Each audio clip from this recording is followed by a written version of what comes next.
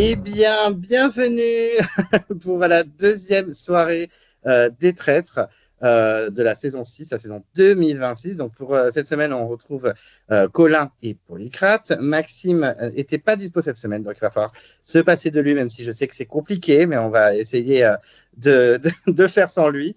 Donc, c'est parti. On va d'abord parler du casting, bien sûr. Hein. Quels sont nos points positifs et nos points négatifs niveau casting de cette semaine? Qui c'est qui nous a tapé dans l'œil, qui nous a agacé, qui c'est qui nous a surpris? Enfin bref, on va aller dans les détails du casting. On va commencer par Colin. Cette fois, on va un peu changer les règles cette semaine. Je vais passer en dernier, hein, parce que c'est bien un peu des fois de bousculer les habitudes. Et donc, on commence avec Colin. Alors, niveau casting cette semaine, pour cette deuxième soirée des traîtres, qu'est-ce qui t'a plu, qu'est-ce qui t'a pas plu? Qui sont tes petits coups de cœur de cette semaine? Alors, déjà, c'est un plaisir de commencer. Niveau casting, j'ai eu quelques coups de cœur sur cet épisode. Forcément, c'est un incontournable, c'est difficile de ne pas en parler. Issa a encore été au centre de l'épisode et en soi, c'est mérité parce qu'il est bon, il faut le reconnaître. Que ce soit en termes de jeu stratégique, il est bon, il a trouvé les traîtres en temps voulu. En tant que traître, il a les bonnes réactions, il sait déceler les mensonges des uns des autres, lui, il sait être discret, il sait fidéliser les gens autour de lui. Donc, pour l'instant, de ce qu'on voit de son gameplay, c'est un peu le joueur parfait.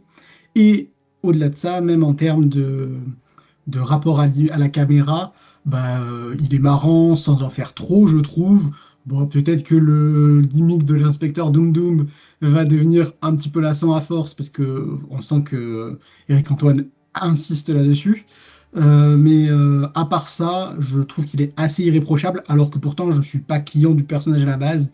C'est pas un humoriste comédien qui m'attire Oui. spécialement. J'ai rien contre lui, mais j'étais pas spécialement fan. Donc non, je trouve que c'est plutôt une clean sheet pour l'instant. Il est assez parfait dans son rôle. Euh, et le fait d'avoir eu ce rôle de traître maudit qui nous mettait un peu dans ses yeux à lui, puisque comme lui, on enquêtait pour savoir qui était le troisième traître, je trouve que c'est assez efficace pour nous le rendre attachant, parce que il nous représente un peu dans la saison, et je trouve que ça, en termes de montage, c'est hyper efficace. Je reviendrai là-dessus plus tard. Sinon, forcément, je pense qu'on va aussi en parler tous les trois en tant que fan de l'émission Maudite, mais Cindy, c'est un plaisir de l'avoir passé à l'attaque. Je pense qu'elle a encore plein de choses à nous montrer. C'est que le début. J'espère, en tout cas, j'espère qu'elle va pas sortir dès l'épisode prochain parce qu'elle aurait été trop offensive et les traîtres voudraient se débarrasser d'elle, ce qui serait compréhensible, mais j'espère pas. En tout cas, ouais, non, c'était un plaisir de la voir commencer à se révéler. En plus, ça a été assez bien amené, je trouve, au début, à travers les flashbacks liés à Sunny Jewel. On nous montre qu'elle a des suspicions dans son petit carnet vis-à-vis de Fatou et d'autres personnes. Et puis ça revient une heure plus tard, le lendemain, à la table ronde suivante, où du coup, maintenant qu'elle a des arguments massus sur les erreurs qu'a pu commettre Fatou dans l'épreuve, elle passe à la charge, elle la confronte. Fatou qui en fait des tonnes comme à son habitude. Les autres ont tendance à être impressionnés par ça. Cindy, elle se laisse pas faire et elle lui tient tête. Donc, elle est mise en valeur dans l'émission et ça fait plaisir parce que depuis la saison 1, les candidats de koh ne nous avaient pas marqués par leur Oui. performance. Donc, ça, c'était pour Cindy. Et un peu plus atypique, entre guillemets, j'ai eu je mettrais un petit bon point à accentuer sur cet épisode. On l'avait très peu vu dans le premier épisode. Là, cette fois, on l'a un peu plus vu et je l'ai trouvé plutôt bon. Plutôt les bonnes intuitions à chaque fois, que ce soit dans la première partie de l'épisode pour défendre Donovan, où euh, il explique que lui, il apprécie Donovan, qu'il pense pas qu'il soit traître, mais c'est pas juste par amitié. Il donne je les ai plus en tête, mais bon, sur le moment, ses arguments m'ont convaincu. Je l'ai trouvé assez bon pour défendre Donovan.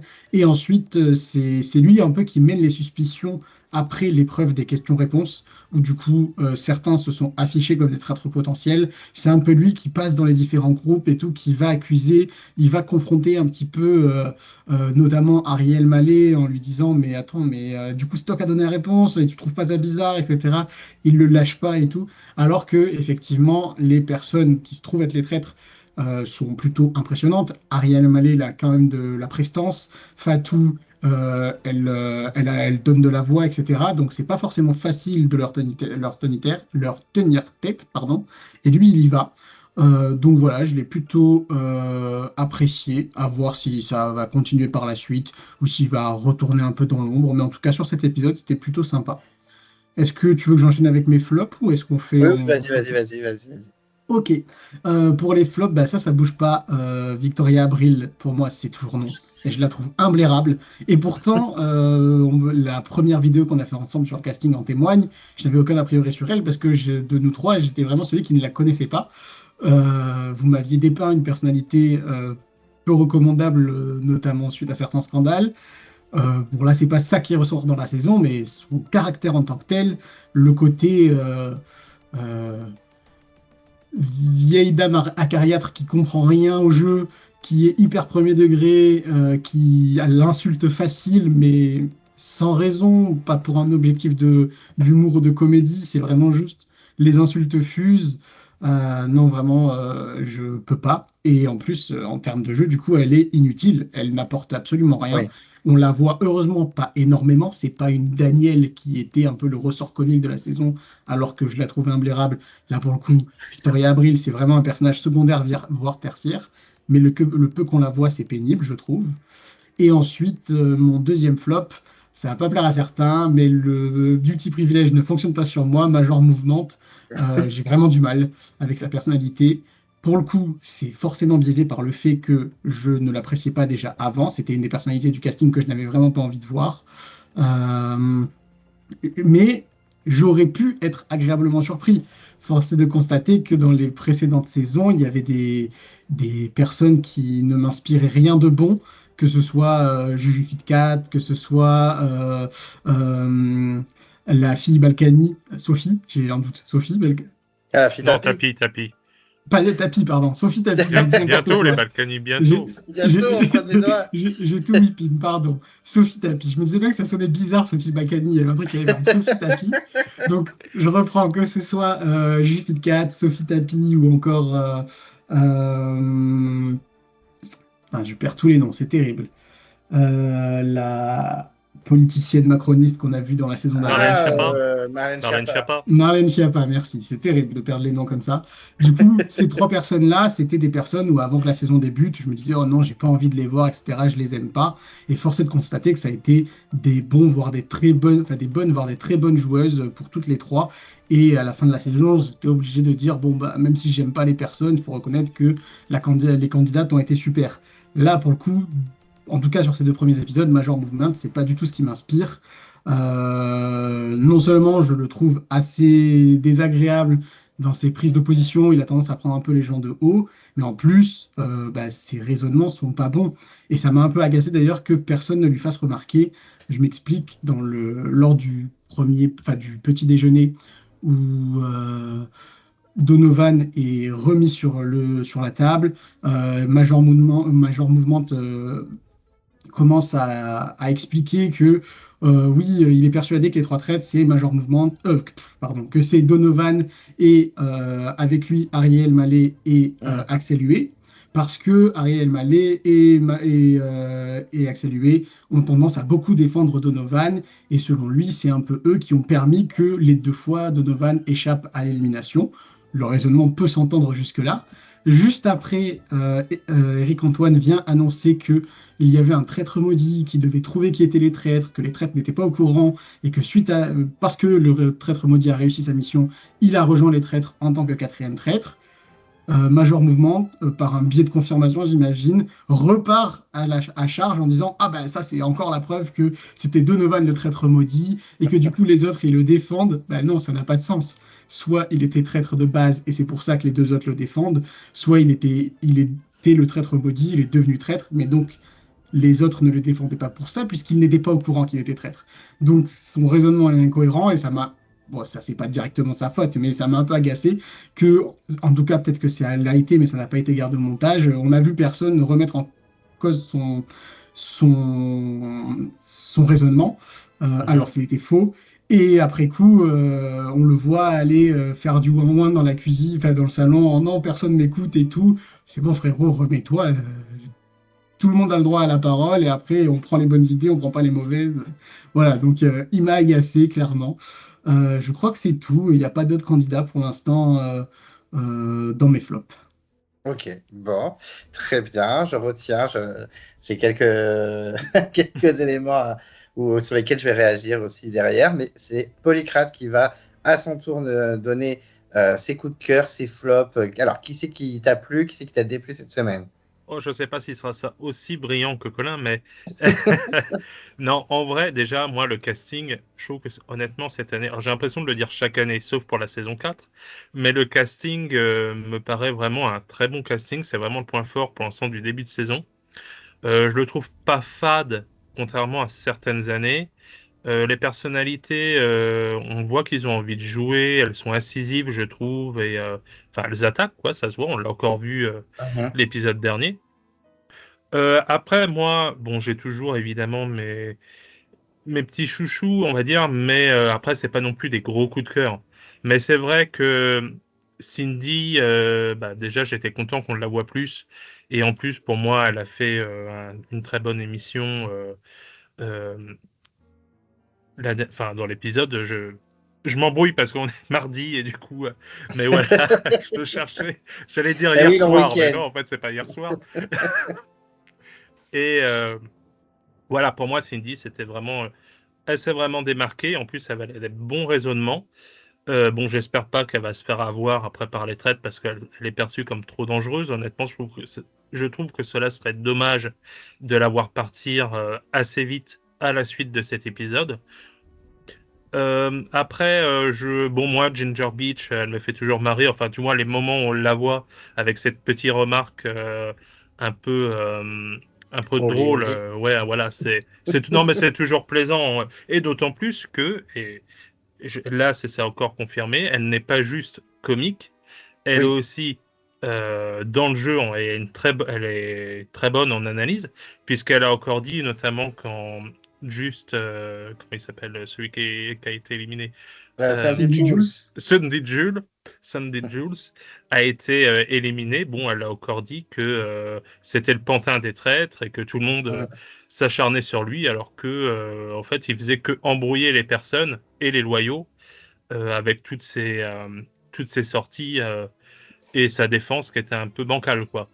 Mais donc moi, j'espère que Ginger Beach, honnêtement, on la verra un peu plus dans ce rôle-là.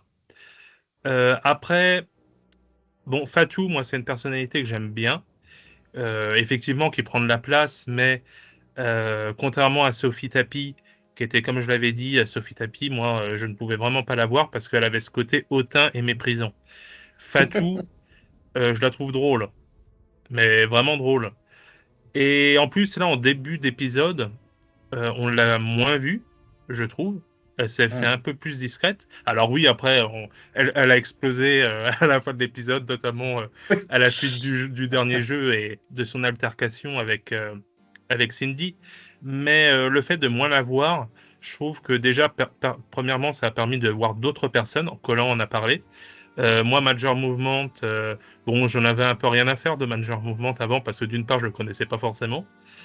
Là, même si c'est un peu foiré et tout dans son diagnostic euh, des trois traîtres, même s'il a Arié et le Malais, il me semble, je le trouve plutôt intéressant à suivre.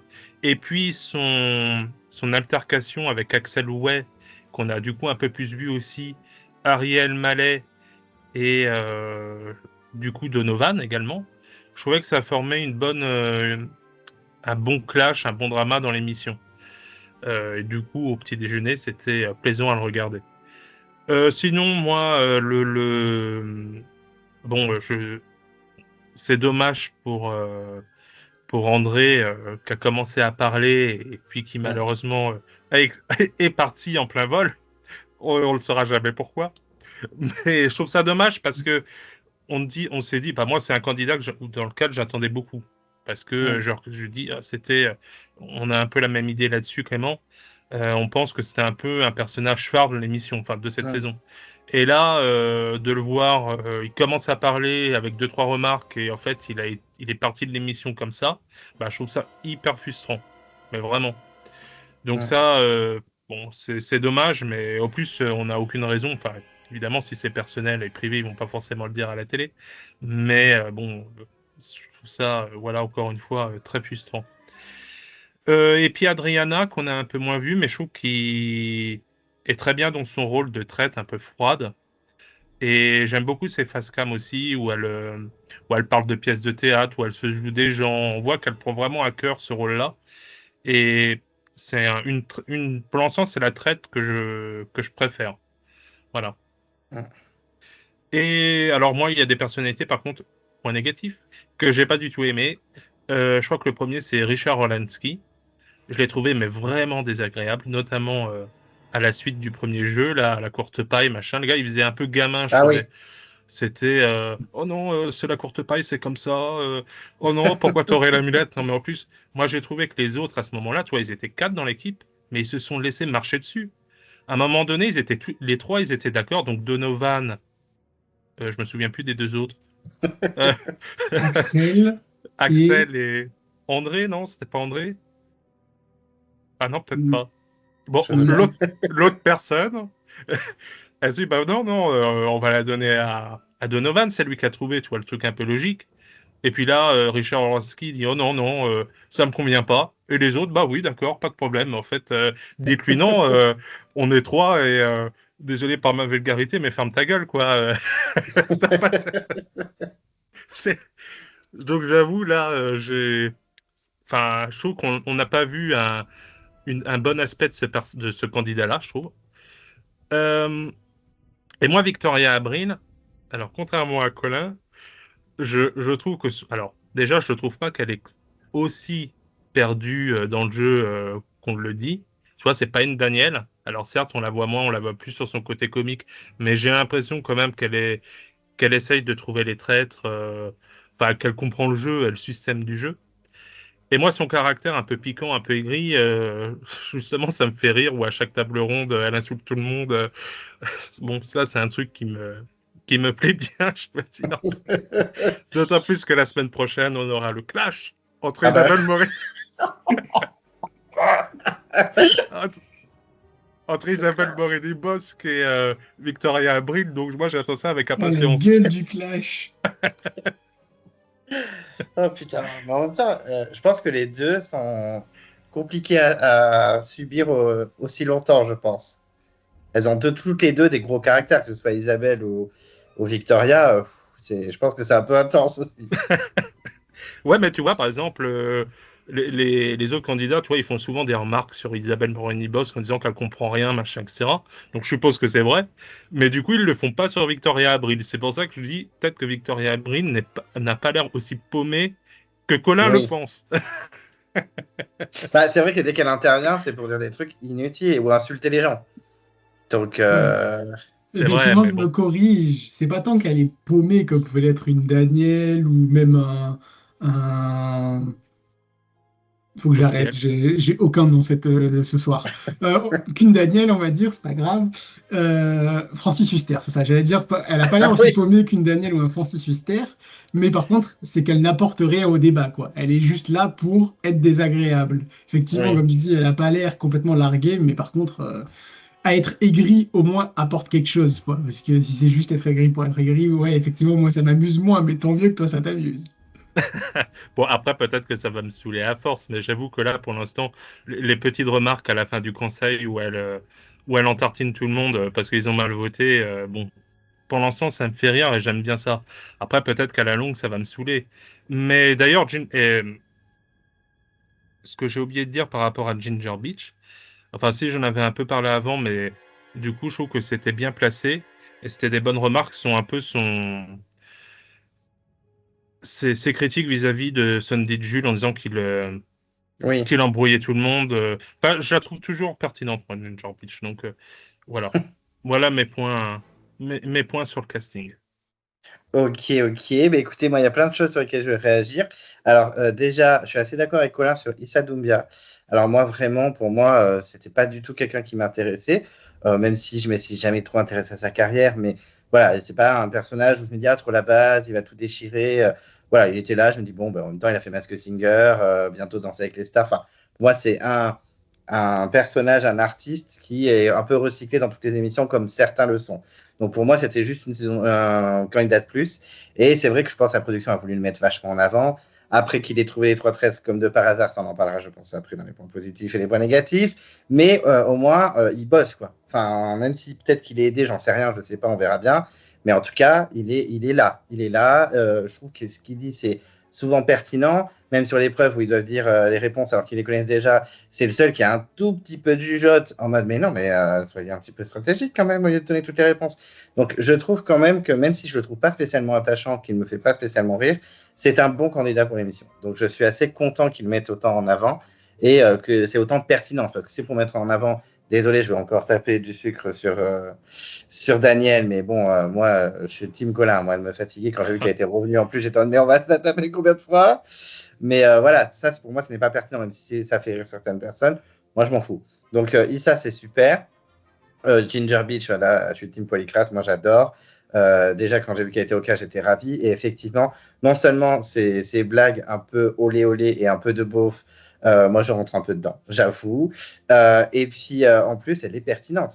C'est-à-dire qu'effectivement, je voulais en parler de l'histoire avec Sandy, où effectivement, il balance tout ce que lui a balancé Cindy de son petit carnet à la table ronde, sauf que ben, il dit là, tu t'es acharné sur Sophie, et là tu fais pareil avec Cindy, sauf que en plus Cindy a dit mais moi je suis persuadé que t'es traître, t'es loyal, mais sauf qu'en fait tu aides les traîtres en faisant ça, tu embrouilles tout le monde. Donc je trouve que Ginger elle a vraiment des belles réflexions. Elle réfléchit, de toute façon, elle réfléchit, et c'est vrai, comme tu dis, je trouve qu'elle est à chaque fois pertinente. Donc, c'est un personnage qui est à la fois drôle et utile pour l'émission. Donc, ça fait plaisir. Moi, c'est un peu brouillon. Il y aura pas, je vais un peu mélanger tout le monde parce que je vais réfléchir à chacun. Alors, Fatou, moi, elle me faisait un peu rire au début. Et je trouvais qu'effectivement, à la fin du premier épisode, j'étais un peu en mode, ça y est, elle commence à me faire un peu, me fatiguer un petit peu. Et là, elle était discrète. Effectivement, au début, on la voyait pas. Je crois que c'est bien. Ils ont dosé au niveau du montage. J'avais peur qu'on se tape Issa et Fatou toute la saison. Alors, même si c'est des personnages intéressants, surtout Issa dans le jeu, je me suis dit, bah, si ça tourne autour d'eux comme une Sophie Tapi, Sophie Tapi, certes, elle était bonne joueuse, mais on n'en pouvait plus, on voyait qu'elle, quoi, c'était un enfer. Et là, j'étais content, on l'a pas trop vu, on a été assez discrète, et puis à la fin, le naturel revient au galop, elle a perdu le contrôle, elle s'est faite avoir comme une bleue, elle a foncé dans, ouais, je donne toutes les réponses, rien à foutre, et dès qu'on l'a un peu accusée, c'est parti en caca. Et ça, c'est dommage qu'elle réagisse comme ça, parce que pour moi, bon, on en parlera après à la fin de notre échange, mais moi, je pense qu'elle ne fera pas long feu à cause de ça. Parce qu'elle elle se met trop de bâtons dans les roues, elle n'est pas du tout discrète. Même déjà, Adriana, qui est assez discrète quand même, elle va se faire taper dessus à la prochaine table ronde. Alors, Fatou, ben là, pour moi, c'est la prochaine. Enfin, pour moi, elle n'a pas bien joué là. C'est rigolo, Fatou, elle prend la place, elle clash tout le monde, gna gna, mais en fait, ils vont la virer au dedans parce qu'elle est désagréable et pas parce qu'elle est traite, quoi. Donc, je trouve que voilà, c'est dommage. C'est un personnage hyper intéressant pour l'émission. Et là, je trouve qu'elle s'est un peu gâchée dans cet épisode, donc je suis un peu triste pour elle. Mais voilà, je donne pas cher de sa peau. Cindy et Queen, on va pas, voilà, vous les avez dit tout ce qu'il y avait à dire. Ça y est, elle a pris, comme dans l'émission Maudite, elle a pris ses petites positions, elle se place, elle est discrète au début, et dès qu'il faut attaquer, hop, j'attaque. C'est du Cindy, voilà, ça fait plaisir. C'est ce qu'on aime, donc je suis content. En plus, elle parle bien. Je trouve qu'elle a une bonne élocution. Elle a de la répartie. Elle rebondit bien sur ce qui passe. Enfin, même dès que Fatou commence à s'énerver, tu sens à Cindy qu'elle est un peu impressionnée et qu'elle lui dit mais par contre, commence pas à t'énerver. Enfin, ça n'a pas la peine de péter un câble. Et du coup, tout le monde se range du côté de Cindy. On dit mais c'est vrai que Fatou, elle pète un câble. Et ça, c'est un peu voilà le côté stratège de Cindy. Très bien joué. Elle sait fédérer autour d'elle. Elle sait même les gens qui mettent dans l'émission audite, qui ne pouvaient pas la piffrer, voter avec elle parce que sinon Cindy allait péter un câble. Elle sait faire, Tu voulais réagir, Polycrate? Non, non, c'est juste une question par rapport à Fatou, dans le sens où j'en profite parce que tu t'en as parlé là à nouveau de son pétage de câble. à la suite de l'altercation là, avec Mhm. Cindy. Mais je ne sais pas si c'est parce vu qu'elle a un certain orgueil, du coup, elle n'a pas aimé d'être pointée du doigt et prise à son jeu. Donc, c'était vraiment Mhm. de la colère, machin, etc. Ou alors, parce que t'en as qui le font des fois, où ils font exprès de se mettre en colère pour dire Ah oui, je ah, vois ce que tu tu veux dire. m'accuses, Elle, donc toi, je le prends dans un, mal. Un peu comme Adriana quand elle a pleuré à la table du petit déjeuner, quoi. dans Oui, un je Mais vois ce que tu confesse, veux elle dire. dit que dans un confesse, elle dit bien qu'elle elle fait exprès de péter un câble pour que les autres osent pas plus creuser, quoi. hmm, Elle Mhm. dit clairement que c'est une stratégie et qu'elle force le trait. Alors, bah, écoutez, moi je trouve que c'est un peu une stratégie maladroite, Oui, c'est pas mais forcément une bonne stratégie, mais en tout cas, c'est pas de la vraie colère, quoi. C'est important de le oui, oui, oui. préciser, je pense. Et puis en plus, en vrai, nous, on est en train, derrière notre petit écran, en train de dire oui, gna, gna, gna, elle aime à jouer. Mais il y a aussi, nous, on connaît un peu, on a fait des trucs un peu similaires. Quand tu es dans le jeu, tu es dans le jeu. En fait, tes émotions, elles commencent. Et surtout là, nous, on avait une pauvre caméra. Eux, ils ont 36 caméras, les lumières, le tournage. Ils savent qu'ils vont être diffusés devant des millions de spectateurs. Je pense qu'il y a aussi ce truc-là. Tu es vraiment t'es confiné dans ce château et tu penses qu'à ça et tu pètes des câbles. Hein. Regarde même la version YouTuber. Valentin et Jenny, c'est ce qui a précipité un peu leur chute dans leur relation, même s'il y avait autre chose, je pense, mais ça n'a pas aidé, en tout cas. Et c'est vrai que ben, quand tu es là-dedans, des fois, tu réagis. Voilà, je donne un peu de crédit au candidat.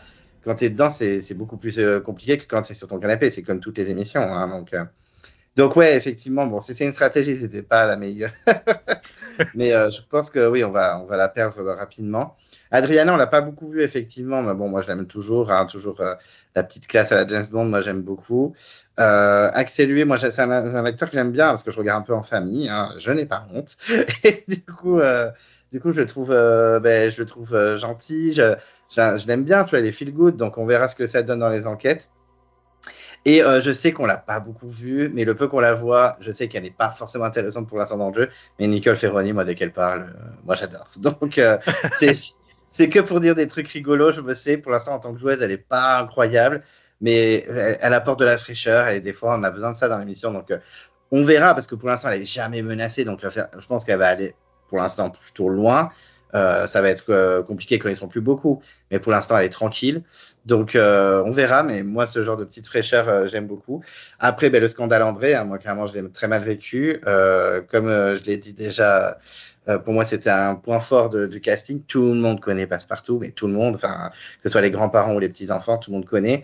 Et je suis triste que le fait qu'il commençait à parler dans l'épisode, il donnait de l'espoir. Je t'avais dit, il est là, ça y est, il va parler. Et ben, en fait, non, il saute en 3 secondes. Quoi. Bon, après, c'était pour des raisons perso. Voilà, quand bien lui fasse, s'il fallait qu'il parte, il fallait qu'il parte. Mais c'est un peu dommage. C'est un peu dommage parce que j'aurais aimé le voir plus présent à l'écran. Surtout que les monteurs savaient très bien qu'il allait partir rapidement. Ils auraient pu le mettre un peu plus en avant. Surtout que, comme on l'a dit la semaine dernière, il a eu 2 votes contre lui à ta dernière table ronde.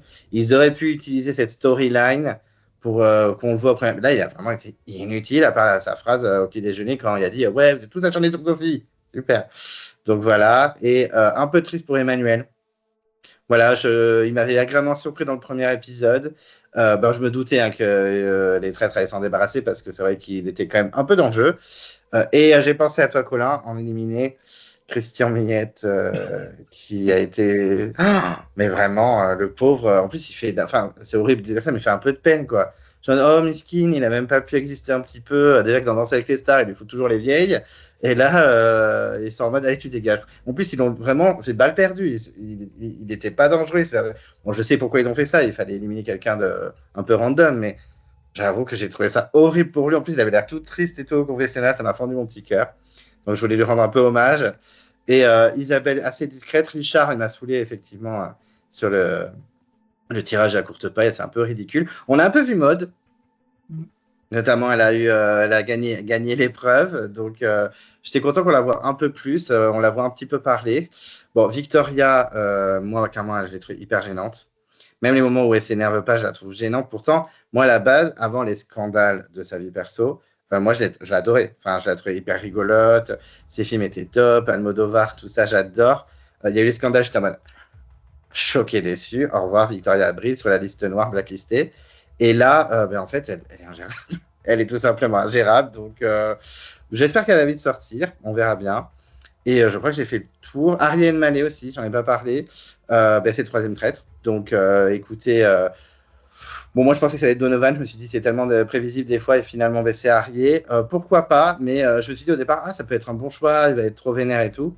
Bon, vu l'épreuve avec Fatou, un peu déçu parce qu'il est déjà visé. J'ai l'impression que les traites sont visées hyper rapidement cette année. On verra comment ça va rebondir.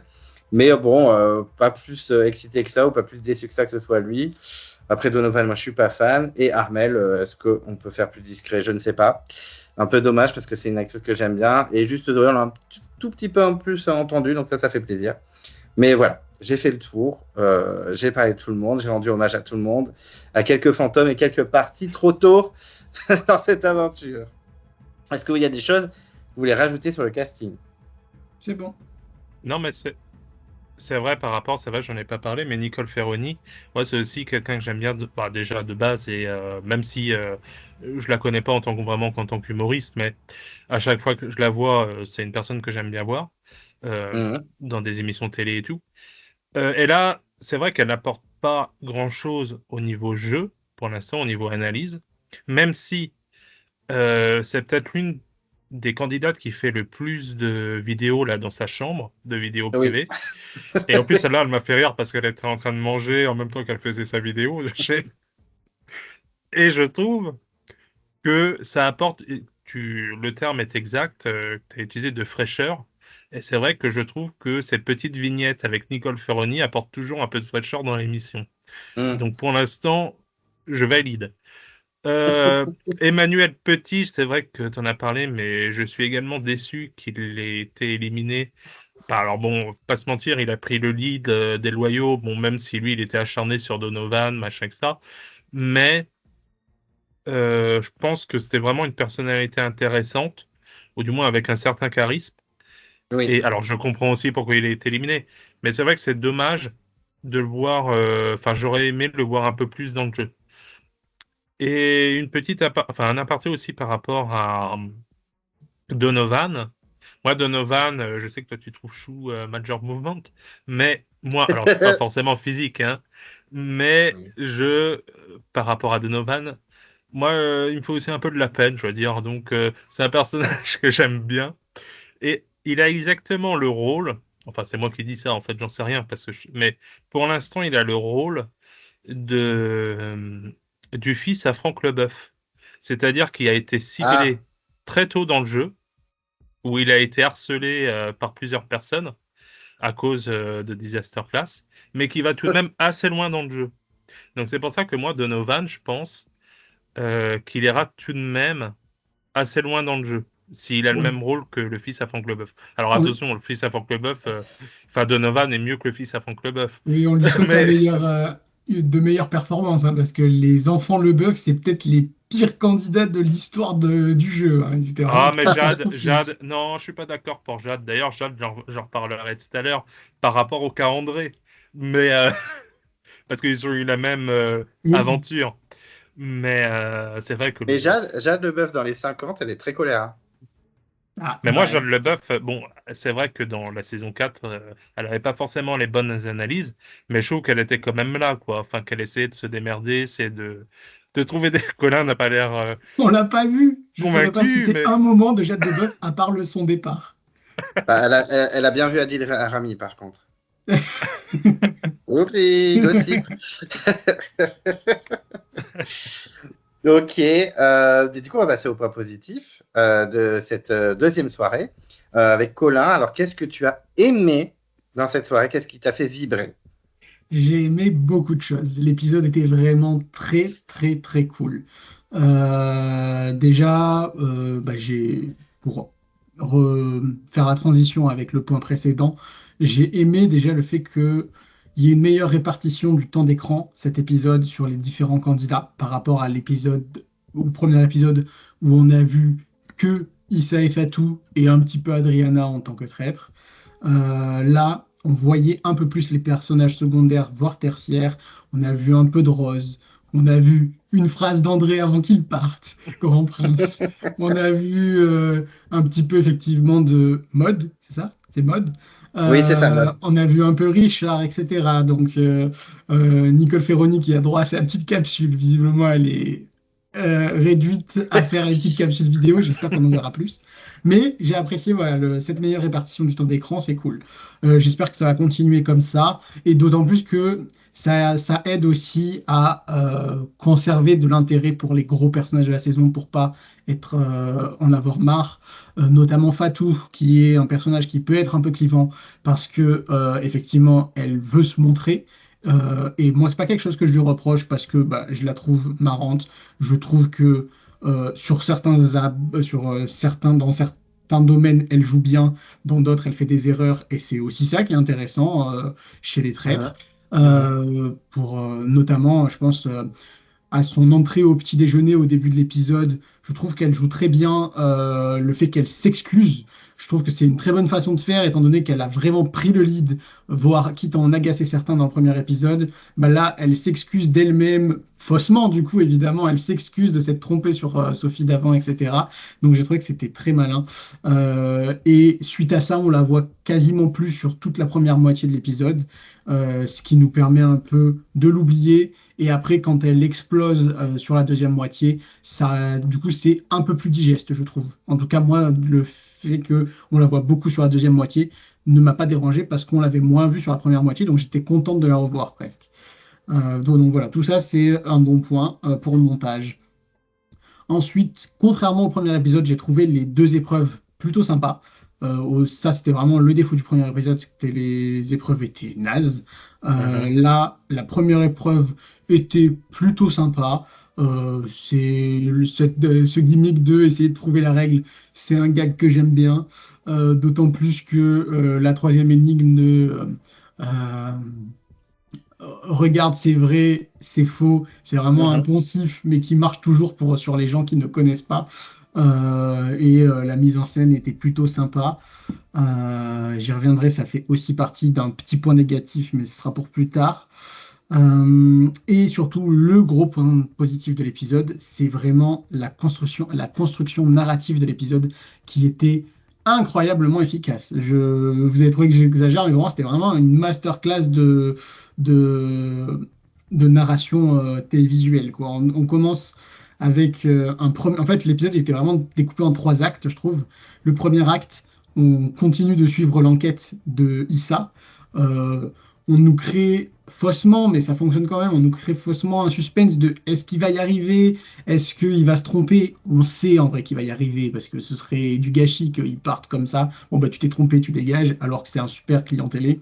On sait qu'il va y arriver, mais ils arrivent quand même à nous faire monter le suspense de ah là là, est-ce que ça va être Jules? Est-ce que ça va être Arié? Est-ce que finalement c'est quand même Donovan et c'est une des deux filles qui est pas la bonne? Nous on sait que non et c'est marrant de le voir au tout début hésiter là-dessus.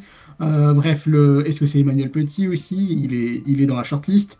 Donc voilà, ce premier acte, je le trouve très efficace, on est dans l'enquête, etc. L'acte 2, c'est la résolution où Issa rejoint les traîtres. Et là, personnellement, je me suis dit, putain, les traîtres, ils sont trop forts.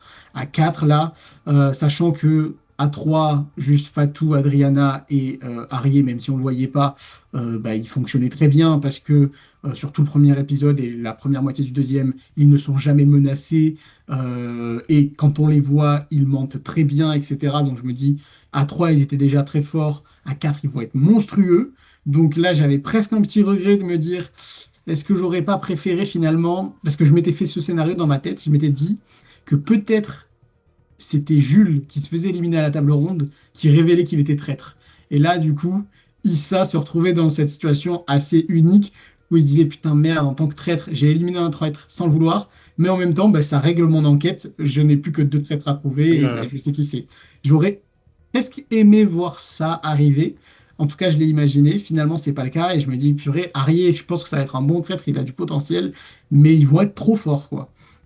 Et finalement, acte 3, la résolution, tout pète. Alors, on passe d'un extrême à un autre. Je m'attendais à ce que les traîtres soient trop forts à 4. Finalement, ils se font avoir par le piège d'Éric Antoine, qui est pourtant assez grossier. On le voit venir. Après, c'est facile en tant que spectateur, parce que Éric Antoine nous dit peut-être que je vais le révéler, peut-être que je vais pas le révéler. Eux, ils n'ont pas cette info-là. Mais dans la lettre, clairement, ça sous-entend que faites attention, dosez, réfléchissez comment vous jouez cet avantage, etc. Et à Paris, ça, tous les traîtres tombent dans le panneau. Ils sont trop gourmands, quoi. Et après, ça donne l'impression que tout s'effondre pour eux, quoi. Ils passent du top à d'un seul coup, c'est la cata. Limite, ils vont tous les trois sauter à la prochaine table ronde, quoi. Mhm. Donc, j'ai trouvé ça en termes de, en termes de suspense, du coup, de fin d'épisode, où l'épisode, évidemment, s'arrête juste avant la table ronde. Mais autant des fois, c'est frustrant parce que la montée en puissance n'était pas suffisante pour que le cliffhanger agrippe. Autant là, j'étais en mode, ah, ils sont forts, j'ai envie de savoir la suite et en même temps, ils ont raison de nous le garder pour la prochaine fois, quoi. Donc, non, j'ai vraiment trouvé l'épisode incroyablement bien construit. Voilà pour les points positifs.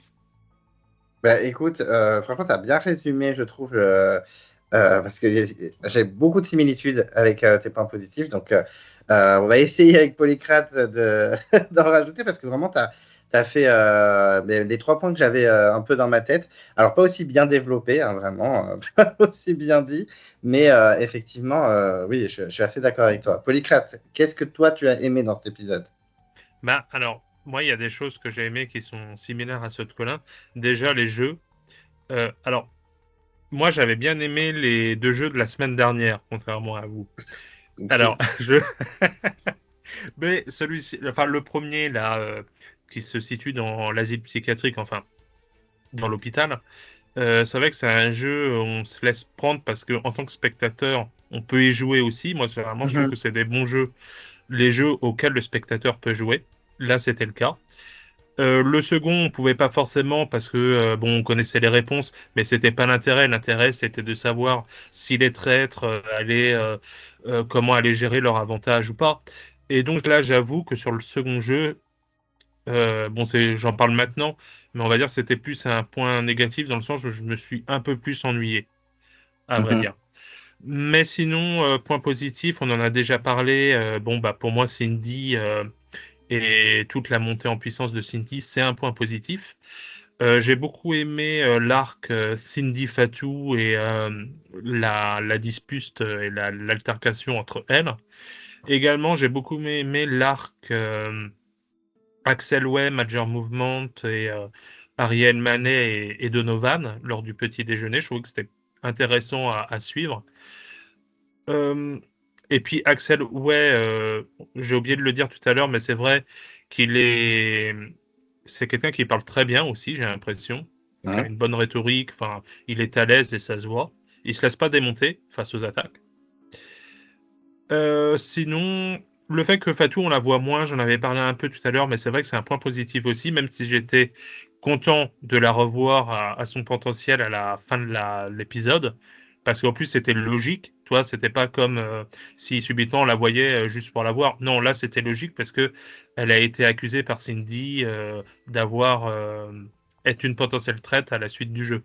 Donc là-dessus, effectivement, je trouve que c'était bien monté. L'épisode était bien construit. Même s'il y a d'autres points, et là je suis en total désaccord avec Colin sur le suspense lié au troisième traître, et ça j'en parlerai après. Pour moi, là, il y a eu des gros défauts de montage. Mhm. Mais sinon, voilà. Et le fait qu'on voit un peu plus Maud aussi, l'écrivaine, Maud Ankawa, je crois qu'elle s'appelle. Oui, c'est ça. Euh, j'ai trouvé ça aussi un peu plus intéressant, d'autant plus j'ai l'impression que c'est une candidate qui peut potentiellement, je dis bien potentiellement, prendre un peu plus d'importance dans le jeu et peut-être démasquer certains traits ou avoir son poids dans certaines déductions ou analyses. Parce qu'elle est assez calme, elle est assez posée. Donc, pour l'instant, j'attends de voir. Euh, puis après, moi, il n'y a pas d'autres gros points positifs à dire. Après, si la seule chose que j'aimerais bien dire, parce qu'en fait, je sais pas où le placer, c'est pour ça que j'en profite là, c'est que Cindy, elle a eu la très bonne réflexion de dire, bah, fatalement, si j'étais traître, j'aurais réparti les 4 traites dans chaque équipe lors du jeu. Bon, elle a vu juste, même s'il y a une équipe où il n'y avait pas de traître, l'équipe de Nicole Ferroni, mais Euh, chose que j'ai remarqué depuis certains épisodes, alors je dis pas que c'est tout le temps le cas, mais c'est souvent le cas. Automatiquement, alors je ne sais pas si c'est la production qui place les gens dans les voitures quand ils vont Ah oui. sur les différentes épreuves, ou si c'est eux qui choisissent, mais systématiquement, il y a toujours un traître dans une voiture. Vous regarderez, systématiquement, moi, c'est souvent le cas, justement Mhm. pour essayer d'avoir l'information, ce qui est tout à fait logique. Et enfin, c'est intelligent de leur part de le faire. Mais ça, étonnamment, je trouve qu'il n'y a jamais quelqu'un, par exemple Cindy, qui a eu cette réflexion-là. En tant que loyal, tu peux dire, bah, les traîtres, ils vont se répartir dans chacune des voitures pour accéder aux informations. Mhm. Et je trouve ça un peu dommage que toi, elle a eu cette réflexion du coup pour le jeu, mais elle l'a pas eu forcément pour la répartition dans les voitures. Honnêtement, par rapport aux voitures, je pense que forcément, en 6 saisons, les candidats, ils ont dû se faire la réflexion de ouais, dans les voitures, il doit y avoir un trait par voiture, machin. Mais comme ça fait un peu partie des coulisses de l'émission, j'imagine que la prod ne veut pas trop mettre l'accent dessus et donc nous coupe un peu tout ça parce que les voitures, finalement, en tout cas, je suis d'accord avec toi que ça devrait être une piste de réflexion pour les loyaux, d'autant plus qu'ils ne peuvent pas s'appuyer sur grand-chose, et c'est un peu un des défauts de ce jeu type loup-garou. Donc, ils devraient pouvoir s'appuyer sur les voitures pour alimenter leur réflexion, mais j'ai l'impression que la prod de eux le voit un peu comme c'est juste le moment sympa où on voit les interactions entre les uns et les autres et ça discute un petit peu, c'est un moment d'académie. Donc, j'ai plus l'impression que c'est un effet de montage de nous cutter tous les moments où il peut y avoir des réflexions autour des trajets en voiture. Mais c'est vrai que alors, moi, je me suis fait la réflexion aussi, moi, c'était pas cette saison, c'était la saison d'avant, sur comment ils se répartissent dans les bagnoles. Alors, j'étais pas aussi à fond au niveau de l'enquête en me disant ouais, ils font exprès les traits de se mettre chacun dans une voiture et tout machin. Mais une fois, je me suis fait la réflexion, mais ils choisissent comment? Ils font par affinité. En mode, non, j'ai envie d'aller dans la voiture avec machin. J'avais pensé à ça. Bah, après, c'est vrai que je suis moins dans le détail que vous, mais en vrai, c'est vrai que ça serait intéressant de savoir. Il faudrait qu'un jour, je discute avec un candidat et que je lui dise alors, les voitures, comment ça se passe? Parce que c'est vrai que pour l'enquête, ça peut être intéressant, mais c'est vrai que Colin, t'as pas tort, peut-être que pour le montage, c'est juste le moment de chill où les gens enquêtent comme ça sur le chemin et qu'il n'y a pas forcément de. Sûrement que des candidats, parce que je pense que même si c'est des people, des machins, des artistes et tout, je pense qu'il y en a qui étaient quand même à fond dans l'émission, qui ont regardé sûrement les saisons d'avant et qui y ont pensé. Et je pense que ça se trouve, ça a été cuté au montage parce que effectivement, pour eux, c'est pas une trame niveau enquête qui les intéresse pour l'épisode. De même d'ailleurs que on peut se faire exactement la même réflexion pour les gens qui apparaissent au compte-gouttes au petit déjeuner. Ah oui. Euh, Il y C'est a vrai. toujours comment dire, un focus sur les derniers arrivés qui sont bah, en fait souvent les personnes qui ont pu être mises en balance par les traîtres où ils se sont demandé si on éliminait lui ou lui, où il y a du suspense en fait. Et donc forcément qu'il y a des candidats au fur et à mesure de saison qui ont dû se faire la réflexion de bon bah si t'es l'avant-dernier à arriver, c'est probablement que tu étais en balance dans les yeux des traîtres et donc que tu n'es pas traître. Mais ça, voilà, comme c'est aussi, ça fait partie aussi des limites de la production, ils peuvent difficilement faire autrement pour éviter les biais, etc. Ben, ils veulent pas le mettre en avant parce que ça fait un peu votre émission, elle est mal branlée. Donc, je pense que tout ça, c'est volontairement éliminé au montage. Je pense que tu as raison. Non, bah c'est Est-ce que, possible, c'est vrai. est-ce que tu voulais rajouter des trucs, Polycrate, sur les Non, points non, positifs? j'ai rien d'autre Ok. à dire. Bah, moi, je vais être un peu répétitif parce qu'effectivement, moi, c'est le point fort que j'avais retenu, qui a été extrêmement bien développé par Colin, c'est le cheminement de l'épisode. Vraiment, ça commence par vraiment, ça y est, les traîtres, c'est les rois du monde. Ils sont 4 et c'est 4 forts éléments. En fait, au début, quand tu vois l'épisode, bon, après, au fil d'épisode, tu es en mode bon, ça va, puis finalement, ça te casse la gueule à la fin, c'est cata. Donc, je trouve que c'était. Il y a de la surprise, quoi. On n'est pas très vite comme toi, Colin. Je me suis dit, bon, ben, ça va être rouleau compresseur. Les traîtres, ils vont gagner. Voilà, comme l'année dernière, c'était des loyaux. Bon, ils ont tout donné pour que ce soit les traîtres qui gagnent cette année. Bon, et puis finalement, à part Issa, on a l'impression que les 3 autres vont être menacés à la prochaine table ronde, ce qui est très excitant pour le prochain épisode. Tu disais, Colin, bien sûr qu'ils vont pas nous montrer, machin, ils ont bien raison. Moi, c'est la première fois de cette saison. Bon, après, c'est que la 3e soirée, mais où vraiment je suis en mode, par contre, je veux vraiment voir la suite, là, je vais péter un câble. Alors que comment on appelle ça déjà? Cliffhanger, voilà, j'ai retrouvé mon mot. Le cliffhanger du conseil de Joel, enfin de Sunday Joel. Bon, j'étais pas non plus, je me doutais qu'il était menacé, puis s'il sortait, j'étais en mode. Donc voilà, là, ça va être gros parce que là, tout nous montre dans le montage que Fatou peut sortir, mais tout est possible. On a vu Ariel se faire accuser, Ariel, lui, carrément pousser Fatou sous le bus, Adriana qui se montrait du doigt. Enfin, ça va être le gros bordel et ça va être intéressant. Puis ils nous montrent ce qu'ils veulent dans le montage. Ça va être quelqu'un de random qui va sortir. Voilà, du coup, je trouve que le cheminement de l'épisode est très intéressant pour ça. Donc vraiment, merci Colin d'avoir détaillé parce que je n'aurais pas mieux fait. Et effectivement, dans ce délire-là, on l'a déjà dit la semaine dernière, mais le fait que le casting soit vraiment joueur, il y a très peu, je trouve, il y en a un, mais de candidats vraiment en random, que ce soit sur le côté, qui jouent pas, qui sont là, bon, ben, bonjour, voilà, je suis là, je sais pas pourquoi. Voilà, il y en a très peu. Hein. Même, en plus, je pense qu'ils montent pas tout au montage.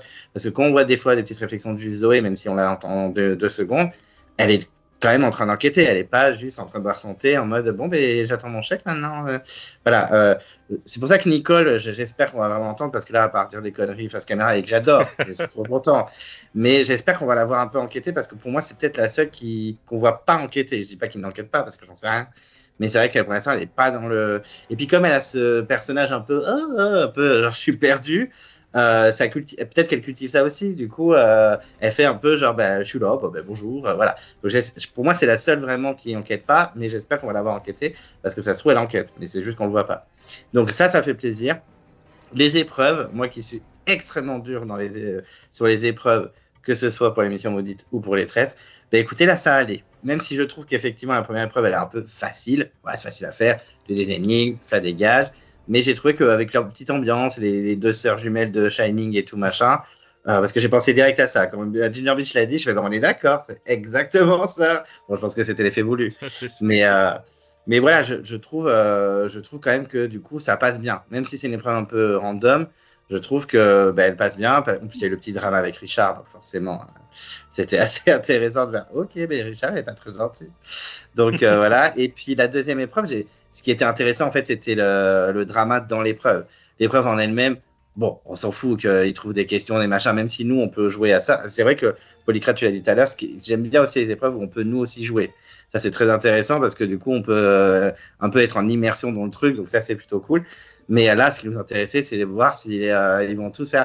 C'est 255 en fait. C'est un peu précis. C'est 255. D'accord. Bon, voilà. Ça, c'est vrai que c'est un peu. C'était très drôle à voir. Et puis moi, je me dis, oh là là, mais Fatou, elle a foncé dans la cible. Il y avait une cible, elle est direct dedans. Putain, Fatou, va aller regarder les traîtres avant. Donc, ça, c'était amusant. Et du coup, ça rend l'épreuve hyper sympa. Parce que moi, que le clown court après les gens, ça, j'en ai rien à foutre. C'est très Fort Boyard, ça. Très Fort Boyard ou Boyardland pour les vrais fans. Mais vraiment, ouais, ça, c'est pas très intéressant. Mais je trouve que l'épreuve était bien structurée à ce niveau-là. Donc, on est à fond. Et c'est en fait une enquête dans l'épreuve. Donc, c'est plutôt cool. Et puis voilà, non, j'ai trouvé que c'était assez rythmé et le montage était assez bien fait. Est-ce que vous avez des choses à rajouter sur les points positifs? C'est bon. On part dans le. Oui, je t'écoute. Non, désolé. Non, en fait, c'était pas pour ajouter des trucs, mais c'était pour reparler de ce que tu disais par rapport à l'épreuve. Là, c'est vrai que le côté des clowns là, qui poursuit avec les tartes à la crème, machin, bon, on en a un peu rien à faire. Et puis, de toute façon, comme moi je disais, c'est les trucs au plus des scènes qui sont surjouées, dans le sens où on leur dit faut courir parce qu'il y a un clown. Bon, à part si t'as quelqu'un qui est vraiment qui a peur des clowns, je crois que c'est la coulrophobie. Mais sinon, tu vois que c'est mal joué au plus. Enfin, les gens ils sont pas surpris ou quoi que ce soit. Donc ça, j'avoue, moi, j'en avais parlé un peu par rapport à la scène du cimetière, l'épisode dernier. Et c'est des trucs des fois un peu qui m'agacent quand c'est trop surjoué et quand c'est mal surjoué au plus. Donc voilà. Et après, pour défendre un peu Fatou sur l'épreuve, je trouve tout de même, alors certes, le premier truc qu'elle a dit, c'est 60, mais je trouve tout de même que c'était le plus plausible à dire, parce que étant donné que tout le monde avait dit 80, 40, 50, c'est possible qu'il y ait quelqu'un qui dise 60, tu vois, c'est pas le truc qui va non plus me choquer. Et puis, petite disaster class dit ça quand même, parce qu'il s'en sort bien à l'épreuve, parce qu'il a eu la bonne réflexion de répartir les traîtres, mais à la fin, sur le dernier jeu, il a dit c'est maintenant qu'il faut donner les bonnes réponses exactes. Mais heureusement qu'ils ne l'ont pas dit, quoi. C'est vrai. Mais après, enfin, moi, on me dit, Clem, tu vas faire les traîtres. Déjà, je signe direct. Je vous le cache. Peut-être que je vais me faire éliminer dès le début. Peut-être que j'aurais bu un peu trop de boissons alcoolisées. Je ne sais pas, et que je me ferais dégager en 3 secondes. Parce que j'aurais triché, peut-être. C'est possible. Mais en tout cas, je signe. Mais avant de signer, mais je me retape toutes les saisons, en fait. Enfin, chaque détail et tout. Et vraiment, il me donne des réponses. C'est bizarre. Moi, j'aurais dit que de la merde exprès. Je pense, dans ma tête, vu que je connais bien l'émission, enfin, tout, ça se trouve, on lui a dit de faire les traites. Ok, elle a vu aucun épisode, elle a foncé dans le tas, tu vois. Mais franchement, moi, j'aurais dit que de la merde. Alors, pas des trucs non plus, hein, hyper. Mais toi, j'aurais un peu dit, ah bon, j'étais un peu l'ingénu, quoi. Alors, je pense que j'aurais fait ça. Je trouve quand même que Issa, effectivement, sauf sur la dernière manche où il était en mode oh, mais non, là, il fallait donner le chiffre exact, je suis pas sûr. Mais sur les 3 premières manches, ou 4, je sais plus, dans les 3 premières, il avait quand même le bon instinct de rester en retrait, laisser les gens dire des trucs, et quand ça se rapproche de la bonne réponse, appuyer de ah oui, oui, ça me semble pas con, ça, moi j'irai là-dessus. C'est vraiment le bon truc pour que, comme ça, si ça n'a pas de conséquences et qu'ils juste ils gagnent, c'est tout bénef, ils ont gagné. Et si, comme ce qui s'est passé, Eric Antoine balance la supercherie, on va dire, Issa, d'ailleurs, c'est un peu ce qu'il fait, même si on ne le voit pas clairement au montage, il peut un peu jouer lui aussi les inspecteurs de alors, qui a donné les bonnes réponses? Parce que c'est pas lui, il a juste appuyé dans le bon sens, quoi. Oui. Donc c'était vraiment, je pense, la bonne position à devenir. Et du coup, ça me permet de clôturer sur cette épreuve.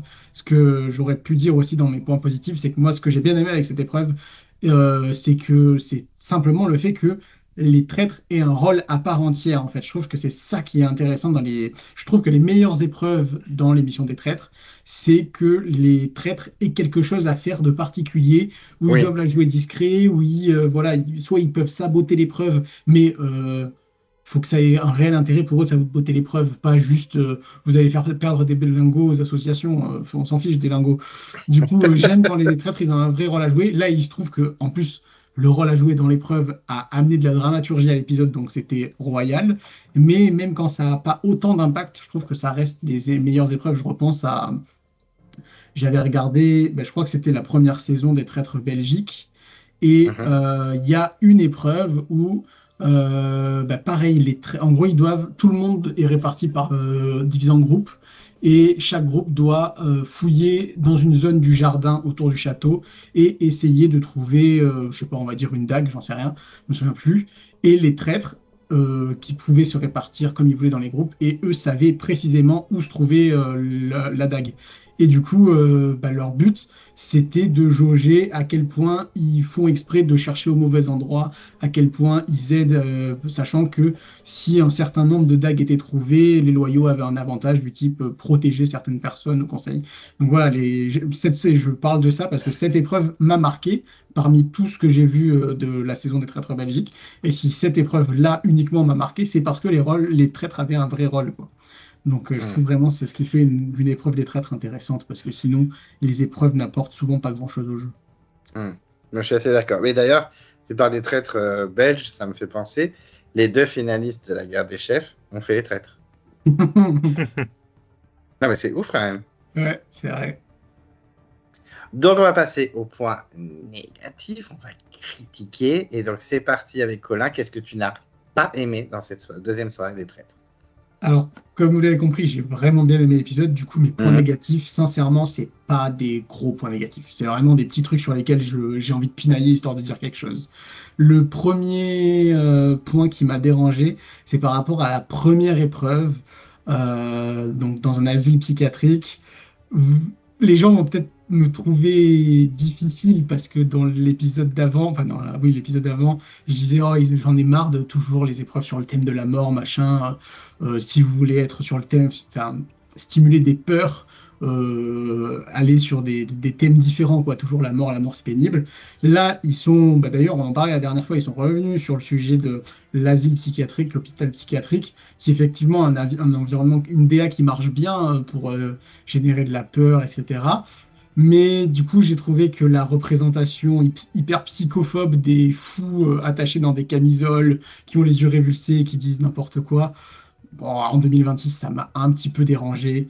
On peut trouver que je pinaille, c'est vraiment ma sensibilité, j'ai trouvé ça un peu limite, sachant qu'il y avait moyen de faire autrement, d'autant plus que c'était pas utile, quoi. Genre, ça aurait pu être n'importe qui d'autre qui disait les mots à l'envers. Le fait que ce soit des gens dans une camisole de force, ça servait à rien, donc ça pouvait être évité.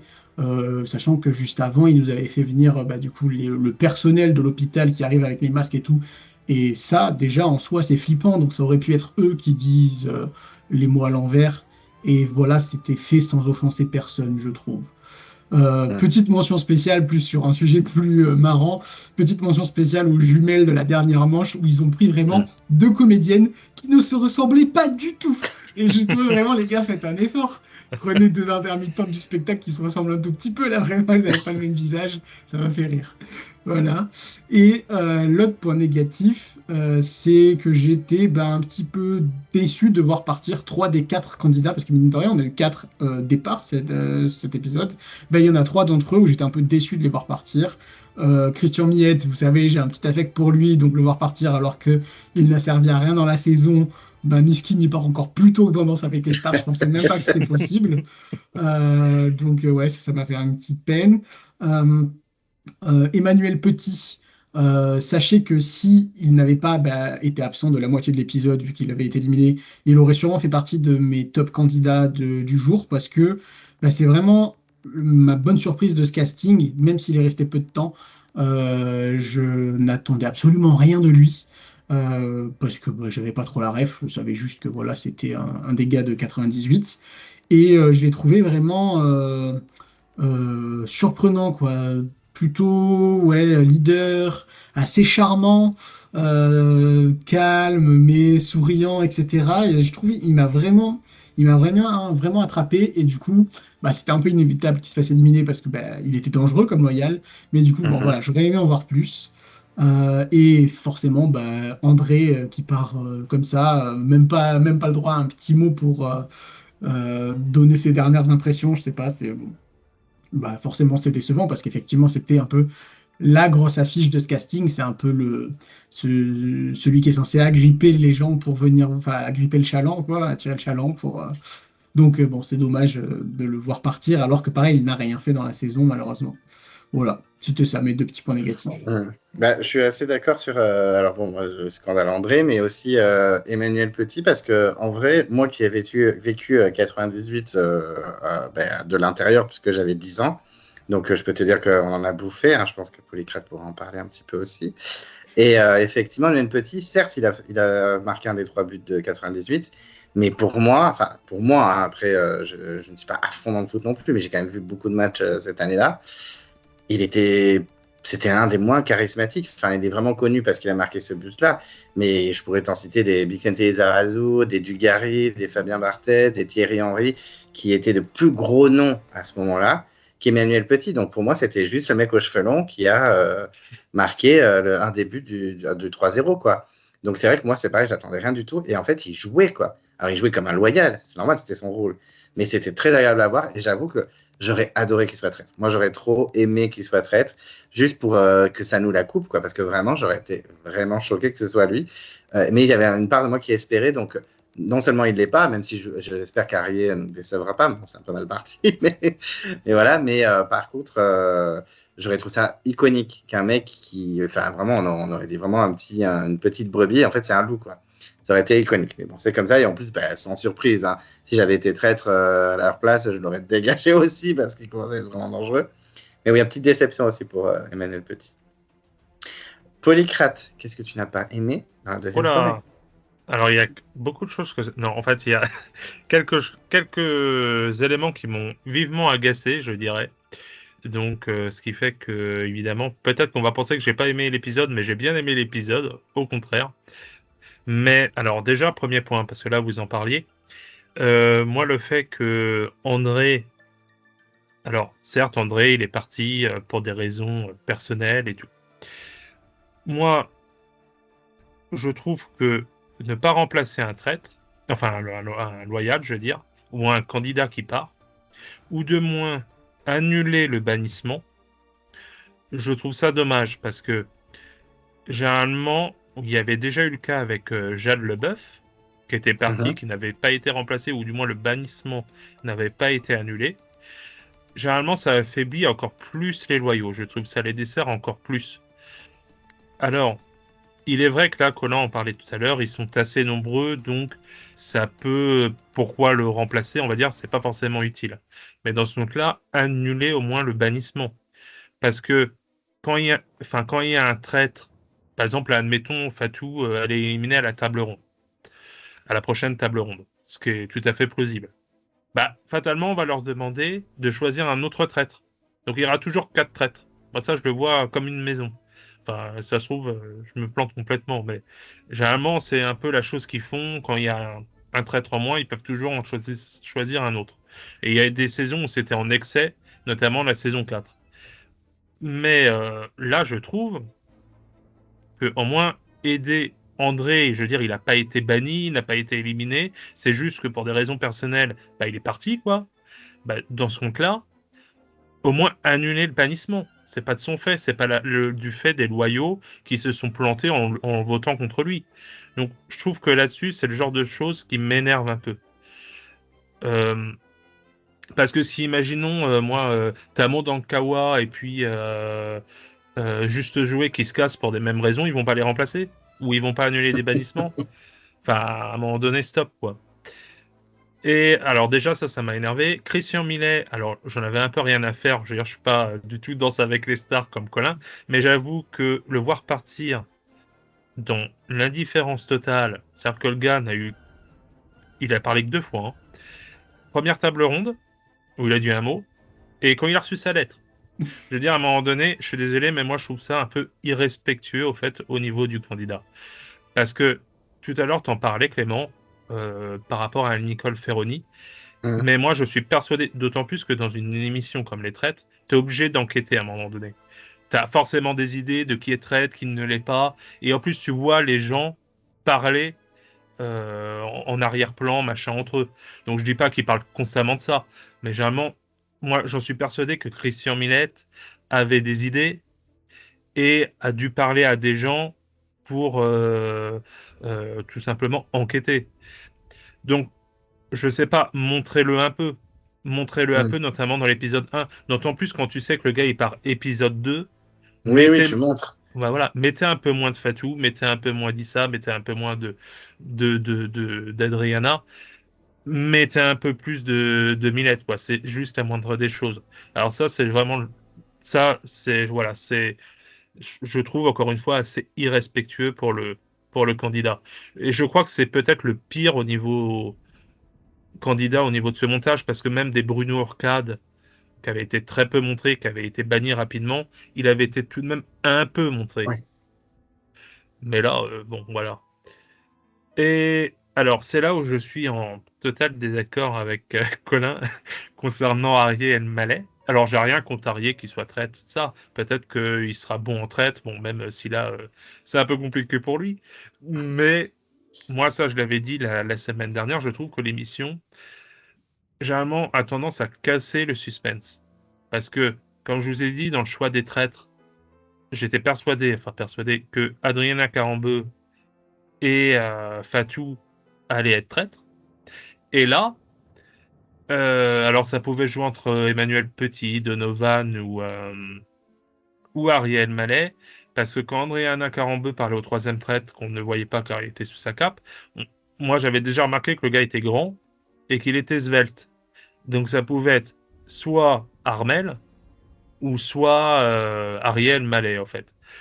Et en plus, Ariel Mallet, en début d'épisode du premier épisode, on le voyait quand même, enfin, ils insistaient quand même sur ce personnage-là, ce candidat-là. Donc moi, ça m'a pas surpris qu'il soit traître. Et d'ailleurs, même si ça avait été Emmanuel Petit ou Donovan, ça m'aurait pas surpris. Et c'est ça que je trouve dommage, c'est que là, j'avais envie d'être vraiment surpris et que ça soit une personne inattendue.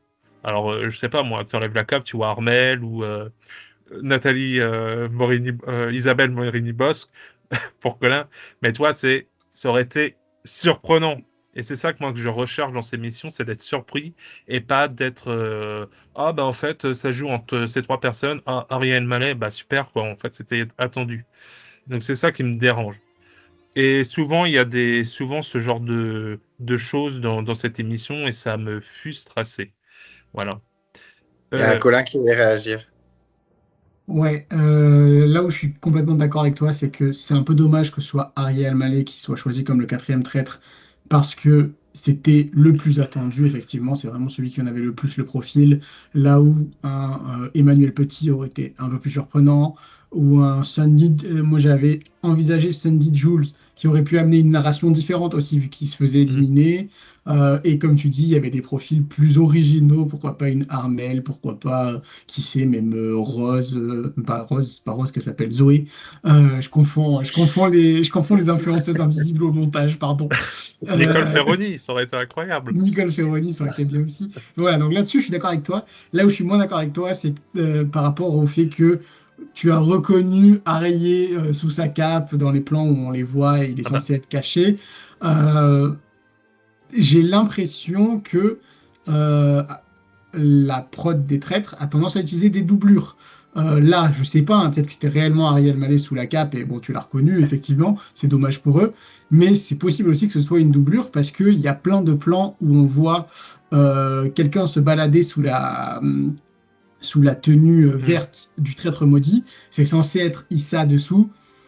Il n'y a aucun monde où c'est Issa qui est sous la cape sur certains plans où on le voit se balader dans les couloirs. Donc, ils ont l'habitude d'utiliser des doublures pour certains plans. Je pense que, effectivement, s'ils veulent cacher le quatrième traître, ils ont tout à fait la possibilité de mettre une doublure pour qu'on soit surpris. Peut-être qu'ils ne l'ont pas fait, effectivement, on peut leur reprocher de ne pas avoir suffisamment caché que c'était Ariel Mallet. Mais voilà, je voulais rajouter ce petit élément.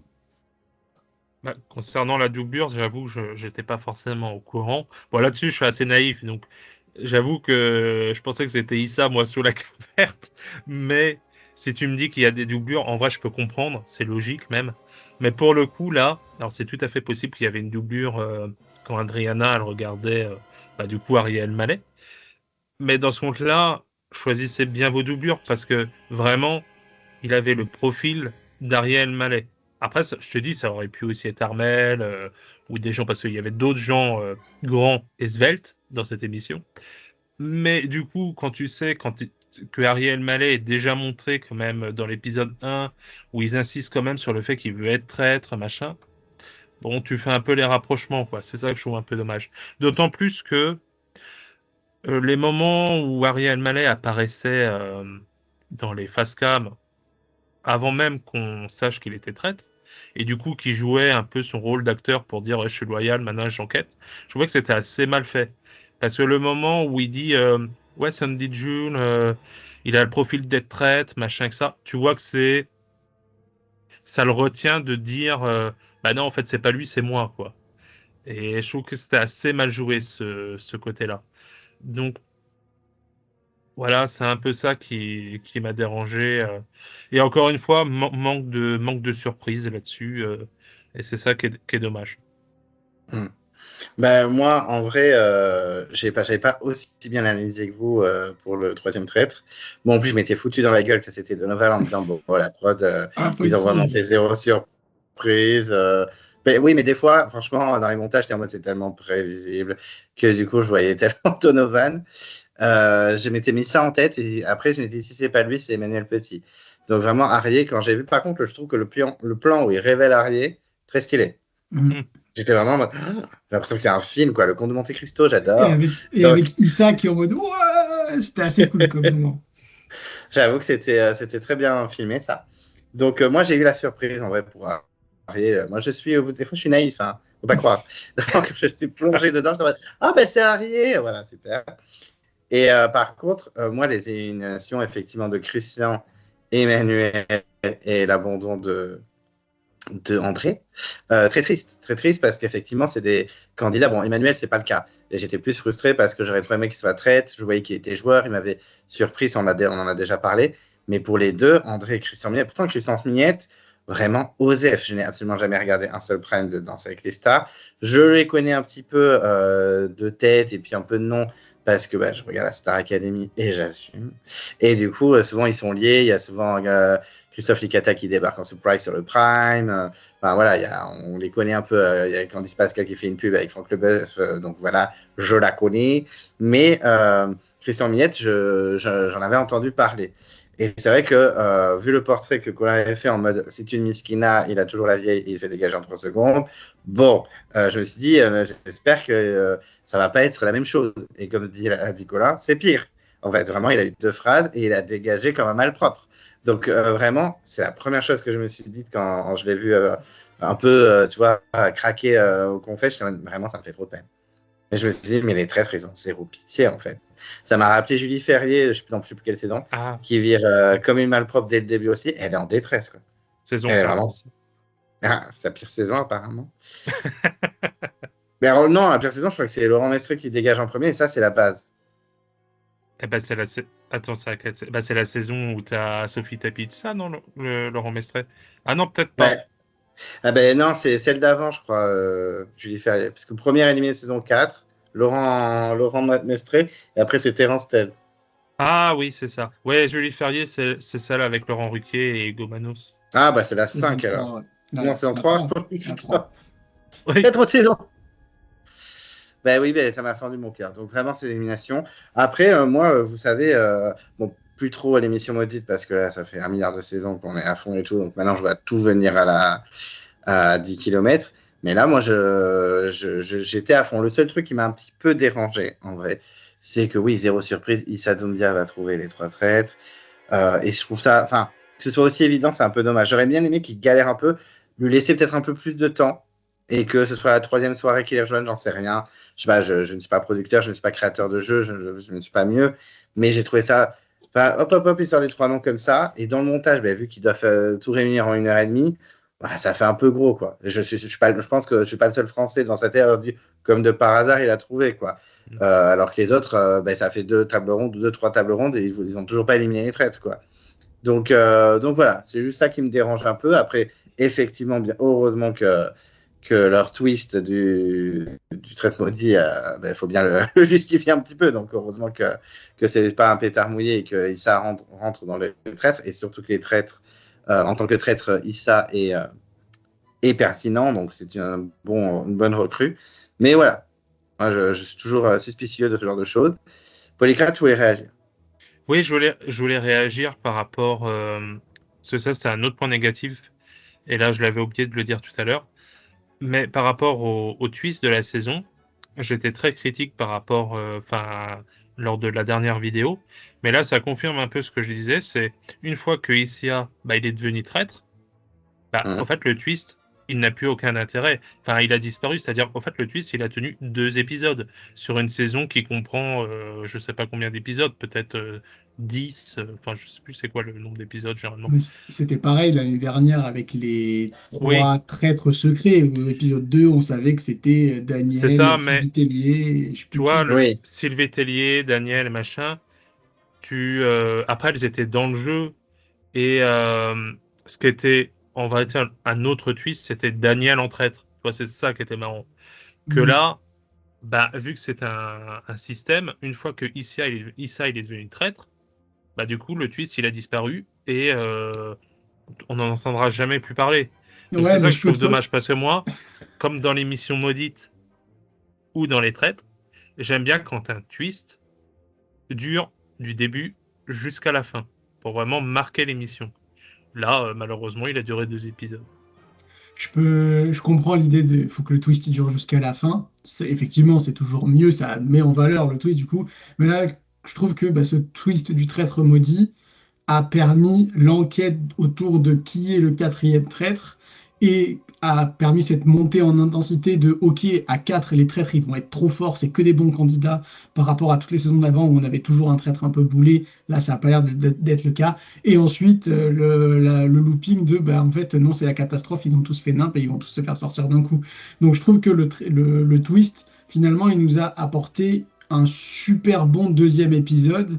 Finalement, moi personnellement, c'est tout ce que je pouvais en attendre, quoi. Maintenant, OK, c'est bon, Issa, il est installé. En plus, le twist du traître maudit nous a poussé à nous attacher à Issa parce que on voyait un peu à travers ses yeux l'enquête, etc. Donc, je trouve qu'il a fait son taf, honnêtement. Ok, mais sinon, ouais, pour résumer le point négatif, il n'y avait vraiment que ça. Les départs trop tôt de Christian et André et Issa qui, comme de par hasard, trouve, mais ça, c'est mon côté complotiste.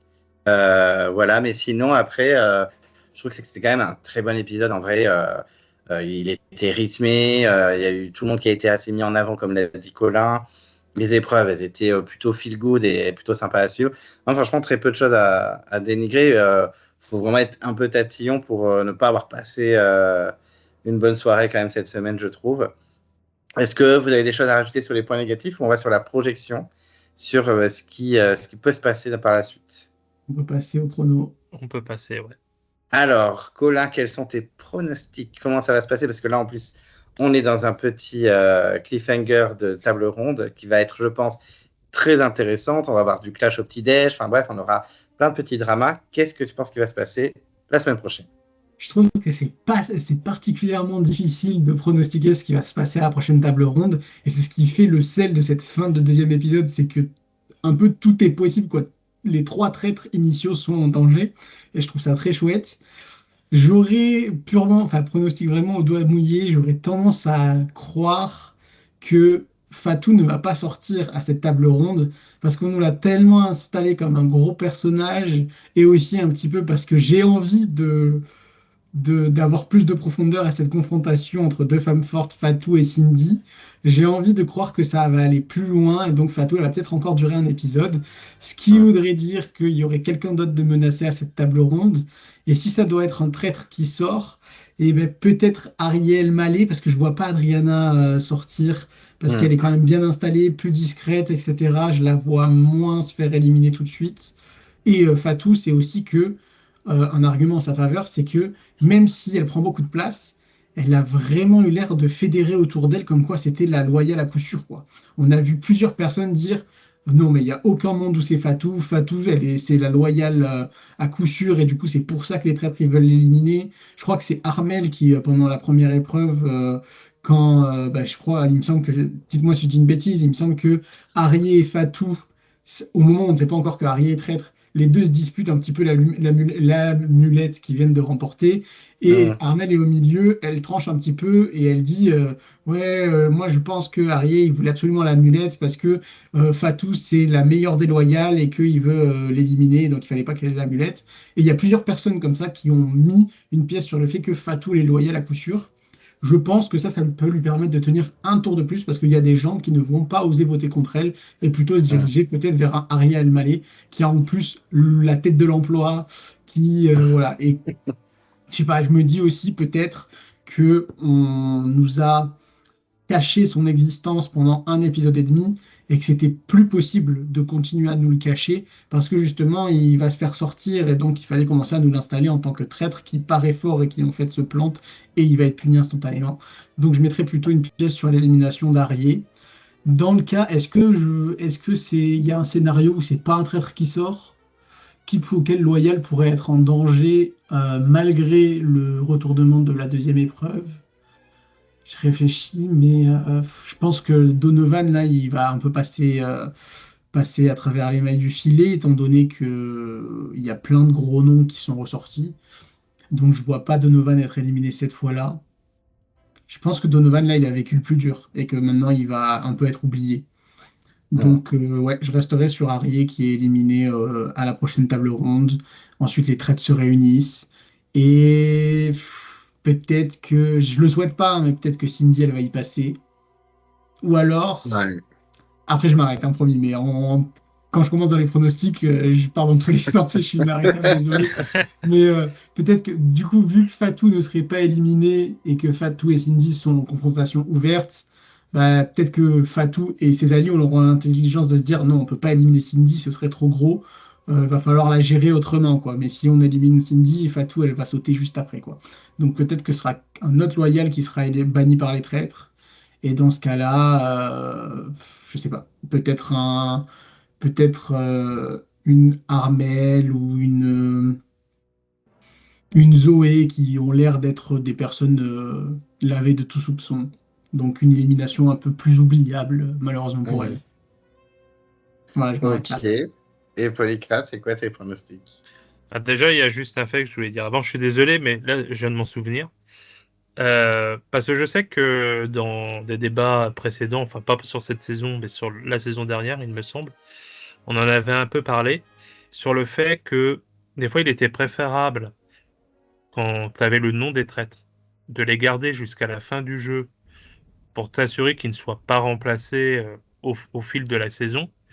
Et cette idée-là, je sais que, alors je sais pas si c'est vraiment lié à ça, mais en tout cas, Cindy en a parlé où elle disait mieux vaut les garder à la fin. J'ai certains noms, mais je préfère les garder à la fin pour les éliminer en fait à la table ronde finale. Et ça, par contre, j'ai trouvé vraiment intéressant son point de vue sur ça.